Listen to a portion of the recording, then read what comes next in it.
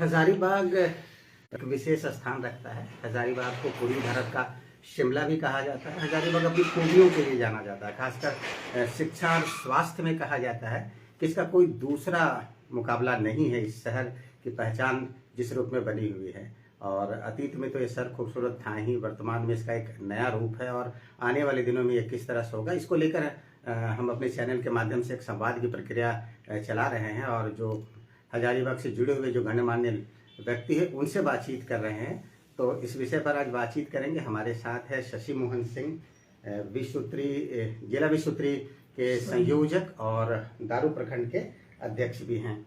तो हजारीबाग में आप कब से रह रहे हैं, यहीं से शुरुआत करते हैं। जी, हम 1965 से हजारीबाग में हैं। 65 से जी, ऐसे तो मेरा जन्म हजारीबाग से 20 किलोमीटर दूर वर्तमान में दारू प्रखंड के देविया गांव में है। हमारा पोस्ट ऑफिस पुनाई है। हम वहीं के रहने वाले हैं। मतलब 65 से है यहाँ? हाँ, 65 से यहाँ हैं। हाँ। और पैदा वहाँ हुए थे गांव में। हमारी शिक्षा दीक्षा सब यहीं हजारीबाग में? हजारीबाग के संत कोलम्बस कॉलेजिएट स्कूल से हुए हैं।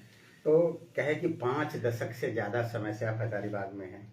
हजारीबाग को तो भावनात्मक रूप से आपका जुड़ाव होगा ही, तो 5 दशक पहले आपको लेकर चलते हैं। जब हजारीबाग आए थे तो शहर की स्थिति क्या थी और उस समय का माहौल क्या हुआ करता था हजारीबाग में?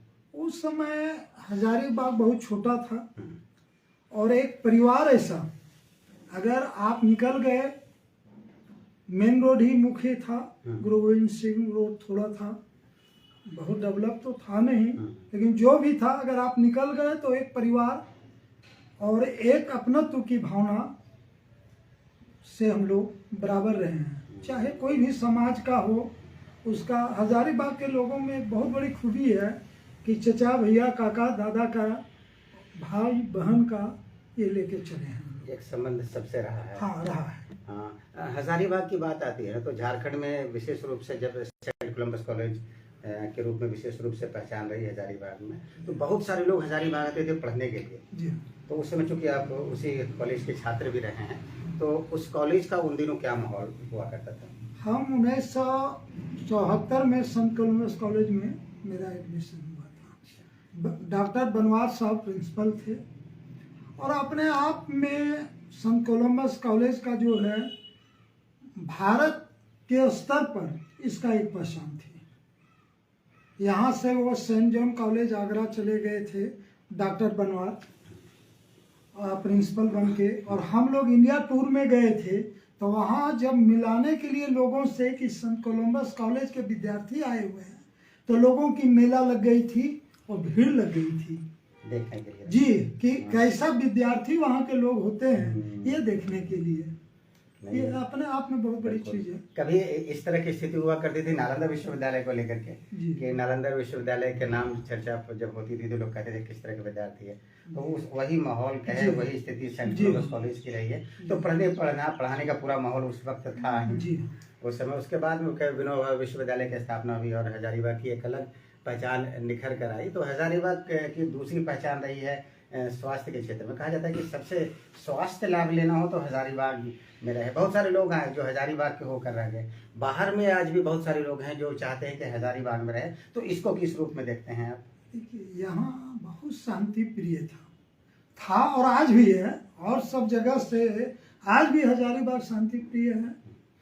और हजारीबाग के अगल बगल जो जंगल पहाड़, चाहे कन्हरी पहाड़ हो, नेशनल पार्क हो, ये सब माहौल को और सुंदर और खूबसूरत बनाए। हाँ, जंगल आसपास के तरह कवच के रूप में यहाँ कवच के रूप में। और इसको आपने पूर्व में ही बोला कि इसको शिमला के रूप का दूसरा रूप माना जाता है। मौसम के कारण। जी हाँ, मौसम के कारण। और आज भी थोड़ा तो माहौल में बदलाव हुई है। अब तो शहर का विस्तार हो रहा है, लेकिन फिर भी और सब जगह से ज़्यादा बेहतर है। अच्छा सर, एक बात और बताइए, जैसे आप उस दौर से हजारीबाग में हैं, 55-60 वर्ष आपका हजारीबाग में हुआ है, तो बहुत सारी चीज़ें बदली हैं और विकास भी हुआ है। तो कौन सी ऐसी चीज़ें हैं जो अभी आप मिस करते हैं कि उस वक्त के हजारीबाग में सारी चीज़ें थी और आज होनी चाहिए, या नहीं है, उसकी कमियां करती हैं? देखिए, धीरे धीरे तो माने पहले नहीं था रेलवे लाइन। आप लोग सबका मीडिया के माध्यम से माननीय जसवंत सिन्हा जी का बहुत बड़ा उनका था, और साथ साथ आप सब मीडिया को भी बहुत बहुत इसके लिए साधुवाद धन्यवाद है। आज तो रेलवे लाइन भी हो गया, एयरपोर्ट की बात चलती है, आती है जाती है, हो नहीं रहा है। आपका यूनिवर्सिटी है, मेडिकल कॉलेज है, हम लोग के यहाँ इंजीनियरिंग कॉलेज चाहिए, एक इंजीनियरिंग कॉलेज चाहिए। MBA MCA सबकी पढ़ाई हो रही है, इंजीनियरिंग कॉलेज की भी पढ़ाई हो रही है, लेकिन एक और विधत रूप में चाहिए। कहे कि ये एजुकेशन हब के रूप में हजारीबाग झारखंड में उभर के तेजी से आ रहा है, ये आप लोग भी देख रहे हैं। हाँ, बहुत पहले एक बात भी हुई थी, NTPC का भी एक प्रयास था कि एक इंजीनियरिंग कॉलेज हजारीबाग में स्थापित हो। हालांकि वो प्रक्रिया अभी आगे नहीं बढ़ पाई बहुत, लेकिन एक अच्छी बात आपने उठाई है इस संवाद के माध्यम से। एक बढ़िया इंजीनियरिंग कॉलेज की भी स्थापना, हालांकि यूसेट की भी अपनी एक पहचान है, university college of engineering and technology जो विनोबा विश्वविद्यालय में है, तो लेकिन एक और कॉलेज की संभावना है यहाँ, उस पर होना चाहिए। अच्छा शशि मोहन जी, एक बात और बताइए, जैसे कि आप कहीं गए हो और हजारीबाग क्योंकि हजारीबाग से आए हैं, तो हजारीबाग को किस रूप में बाहर के लोग देखते थे? पहले और अब में बहुत फर्क हो गई। पहले लोग पिछड़ा, हर तरह से विकास में पिछड़ा हुआ रहता था, लेकिन आज हम आ रहे हैं, आज हमारी एक पहचान बन रही है। जो भी हैं, कोई भी राजनीतिक दल के हों, उनका दायित्व है अपना दायित्व को निभा के विकास करना। हम यहाँ के हैं, हम लोग विकास करें। हम जो है मतलब एक सामूहिक नेतृत्व सभी दलों को करना जी चाहिए। हाँ, जी हाँ, करना चाहिए। वो चुनाव के समय राजनीति इस दल से दल है, लेकिन चुनाव के बाद आज भी हम आपस में मिलते हैं, वो कटुता नहीं है जो दूसरे जगह आप देखते होंगे। मतलब एक सौहार्दपूर्ण वातावरण है आज भी है, और शायद ये हजारीबाग की हवाओं का असर है। जी हाँ, ये है, ये बहुत बड़ी चीज है। अच्छा, मौसम को लेकर जैसे बात होती है हजारीबाग के मौसम की, तो उसमें कुछ बदलाव देखते हैं? हाँ, बदलाव हो गई है, बदलाव मौसम में हाँ, मौसम में बदलाव हुई है, बहुत हुई है ना? हाँ, पहले होता था कि जरा सा भी गर्मी लगा पानी पड़ गई, लेकिन अभी थोड़ा बदलाव हुई है। इसका कारण हो रहा है कि एक तो जंगल कटते गया, आज जो है अगल बगल चाहे पत्थर का हो, बहुत ज्यादा कोयला खनन का हो, ये सब का अवैध रूप से जो हो रहा है। हालांकि प्रशासन इस पर प्रयास कर रही है, और रोकने में कितना सफल है वो हमसे बेहतर आप लोग जानते हैं। बिल्कुल। इस पर हम किसी का कोई कमेंट नहीं करेंगे। हाँ, और जैसे कि जब मौसम की जब हम लोग बात करते हैं, तो हजारीबाग की एक खासियत रही है, एक पहचान रही है। तो कभी जैसे बाहर गए हो और हजारीबाग के मौसम को मिस करते हो कि नहीं हजारीबाग में रहते थे, स्थिति नहीं? हाँ, ये तो लगता है। अभी भी अगर हम लोग कहीं जाते हैं, आज भी चर्चा चल रही थी हमारी एक जगह, तो वो कहे कि बंगलौर अच्छा है हजारीबाग से। हमने कहा नहीं, हजारीबाग अच्छा है, बंगलौर में भी बरसात में पानी भर जाती है जगह जगह, लेकिन हजारीबाग आज भी ठीक है। हजारीबाग को डूबा हुआ हम लोग कभी नहीं देखे, बिल्कुल। बहुत गर्मी भी नहीं देखे।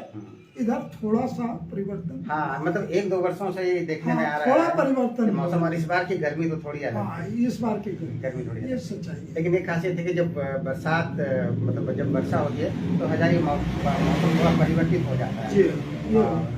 तो गर्मी से तो खैर अभी राहत है। लेकिन एक बात और इस बातचीत में हम आपसे जानना चाहते हैं कि हजारीबाग के विकास की अब तक की यात्रा की तो हम लोग चर्चा कर चुके हैं, लेकिन आगे हजारीबाग को किस रूप में बढ़ना चाहिए, इस बारे में कुछ हम लोग बातचीत करते हैं।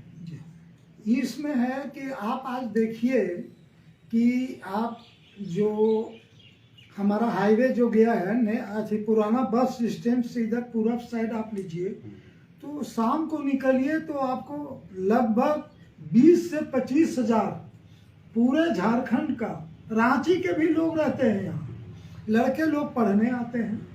हम उनको ज़्यादा से ज़्यादा सुविधा दे सकें, अच्छा एजुकेशन का एक हम, और सरकार को भी चाहिए कुछ प्राइवेट भी बहुत सारे स्कूल हैं, अच्छे अच्छे स्कूल कॉलेज और कोचिंग सेंटर ये हो, इससे विकास होगी।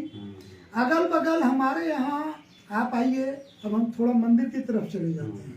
हमारा बुढ़वा महादेव की मंदिर है, उसका आप लोग को जान के ताजुब होगा कि लगभग 4 एकड़ जमीन उसका है, लेकिन आज आप जाके देखिए अतिक्रमण में है।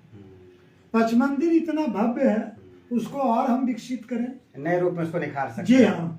नरसिंह स्थान है, उसको हम करें, और हम एक धार्मिक और टूरिस्ट के रूप में भी इसको उभार सकते हैं, जिसमें है बुढ़िया माई की मंदिर इचाक में है, जहाँ इचाक मंदिरों का ही शहर अथी कस्बा है ना। और अभी पुनाई में आप जाइए, एक बहुत विशाल, आप गए होंगे, बहुत विशाल वहाँ बजरंगबली की मंदिर बनी हुई है। और हमारी एक ये है कि अगर इसको एक कॉरिडोर के रूप में और उधर से हम निकालें रोड आवागमन का सुविधा, जो इधर से झुमरा से हम पुनाई ले जाएं, पुनाई से हम इचाक होते हुए और इस सब को मिलावें, एक सर्कल, हाँ, जो आपका सूरजकुंड में चला जाए, जो एशिया महाद्वीप का सबसे गर्म कुंड है, उससे मिलावें। इससे होगा क्या कि टूरिज्म को बढ़ावा मिलेगा। बगल में भद्रकाली मंदिर है, इधर रजरप्पा की मंदिर है, तो जो बाहर से लोग आवेंगे तो उसके लिए एक आकर्षण का केंद्र होगा, ये हम चाहेंगे। हमारी एक ये बराबर विचार रहती है। और साथ में एक सिलवार का भी जिक्र आता हाँ, है, तो सिलवार का भी है, अपने आप में सिलवार है, सिलवार की भी अपनी एक हाँ, पहचान है। एक अपनी पहचान है। हमारे यहाँ छोटे छोटे बहुत सा मंदिर है जो अपने आप में बहुत पुराना है, अगर हम उसको लावें तो हो सकता है इसकी मतलब एक नई पहचान बन नई पहचान बनेगी। और हम इस आपके माध्यम से हम कहना चाहेंगे कि आज हेमंत सोरेन जी को मैं धन्यवाद देना चाहूँगा कि हिंदू धार्मिक न्यास बोर्ड का अध्यक्ष भी आज हजारीबाग से हैं, माननीय जयशंकर पाठक जी। तो मैं चाहूँगा कि इसका विकास हो, इस पर ध्यान दे राज्य सरकार, केंद्र सरकार से भी लें, यहाँ के माननीय सांसद हैं, विधायक हैं, सब नवयुवक हैं, और उन लोग कर्मठ हैं, उन लोग सभी कर्मठ हैं।